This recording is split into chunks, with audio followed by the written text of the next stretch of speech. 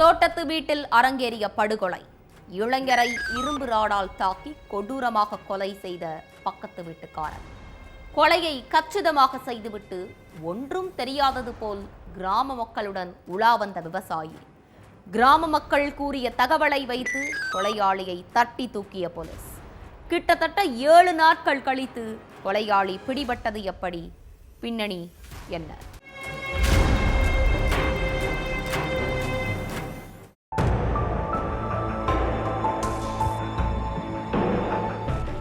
November 27ஆம் தேதி night நேரத்துல தன்னோட தோட்டத்துக்கு போன குமரேசன் காலையில 7 மணி வரைக்கும் வீட்டுக்கு திரும்பி வரல. இதனால குமரேசனோட தாய் அவரை தேடி தோட்டத்துக்கு போயிருக்காங்க. அப்போ தோட்டத்து வீட்டுல குமரேசன் முகம் சிதஞ்சு போய் ரத்த வெள்ளத்துல உயிரிழந்து கிடந்திருக்கார். இந்த விஷயத்தை கேள்விப்பட்டு ஸ்பாட்டுக்கு வந்த போலீஸ் சடலத்தை மீட்டு போஸ்ட்மார்ட்டத்துக்கு அனுப்பி வச்சாங்க.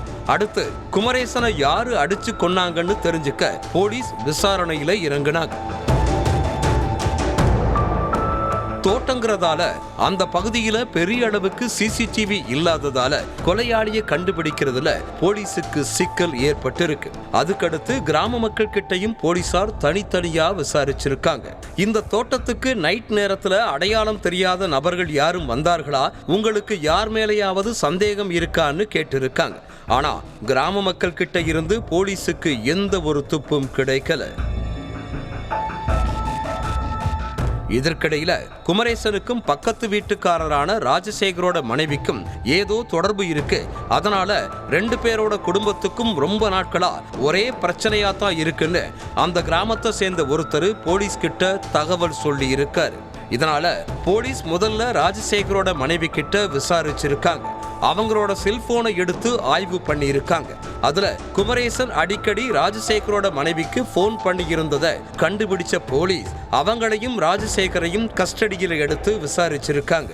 அதுலதான் பல உண்மைகள் வெளியே வந்திருக்கு. நெல்லையில் உள்ள களித்தீர்த்தான்பட்டி பகுதியைச் சேர்ந்த குமரேசனுக்கு இப்ப வர கல்யாணமாகல. இவரோட பக்கத்து வீட்டுல ராஜசேகருங்கிற நபர் வசிச்சுட்டு இருக்கார். இவருக்கு கல்யாணமாகி கௌசல்யாங்கிற மனைவியும் 2 பிள்ளைகளும் இருக்காங்க. பக்கத்து வீட்டுக்காரரான ராஜசேகர் அதிகாலை நேரத்திலேயே விவசாய நிலத்துக்கு போயிருவார். அப்போ கௌசல்யா வீட்டுக்கு அடிக்கடி போற குமரேசன் அவங்க கூட பேசி பழக ஆரம்பிச்சிருக்கார். இந்த பழக்கமே அவங்களுக்குள்ள தகாத உறவா மாறி இருக்கு. ஆனா அடுத்த கொஞ்ச நாட்கள்ல இந்த விஷயம் ராஜசேகருக்கு தெரிய வந்திருக்கு. இதனால மனைவி மேல கடும் கோபமான ராஜசேகர் அவங்களோட செல்போனை பிடுங்கி எல்லாத்தையும் செக் பண்ணி இருக்கார். அப்போ கௌசல்யா குமரேசனுக்கு கொஞ்சி குலாவி மெசேஜ் அனுப்பி இருந்ததை பார்த்து ஆத்திரமடைஞ்ச ராஜசேகர், எதுக்கு உன் புத்தி இப்படி மாறிச்சு? கட்டின கணவன் நான் உனக்காக ராப்பகலா உழைச்சு கஷ்டப்பட்டுட்டு இருக்கேன். நீ குமரேசன் கூட பழகிட்டு இருக்கியா? உன் மூஞ்சியில முழிக்கவே எனக்கு அசிங்கமா இருக்குன்னு சொல்லி மனைவிய அடிச்சிருக்கார். அதுக்கடுத்து குமரேசனுக்கு போன் பண்ணி, இதோட என் மனைவி கிட்ட பேசுறத நிப்பாட்டிக்கோ, இல்லன்னா உன்னை உயிரோடவே விடமாட்டேன்னு மிரட்டி இருக்காரு. ஆனா ராஜசேகரோட பேச்ச 2 பேருமே கண்டுக்கல. இவ்வளவு பிரச்சனைக்கு அப்புறமும் 2 பேரும் பழகிட்டு தான் இருந்திருக்காங்க.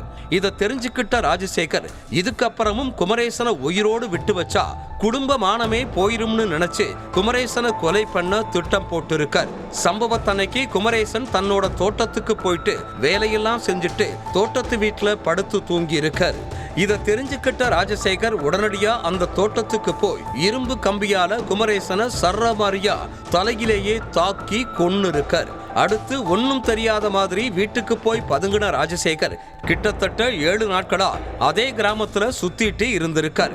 ஆனா கிராம மக்கள் சொன்ன தகவலை வச்சு ராஜசேகர் தான் கொலையாளின்னு கண்டுபிடிச்ச போலீஸ் அவரை அரெஸ்ட் பண்ணி சிறையில் அடைச்சிட்டாங்க.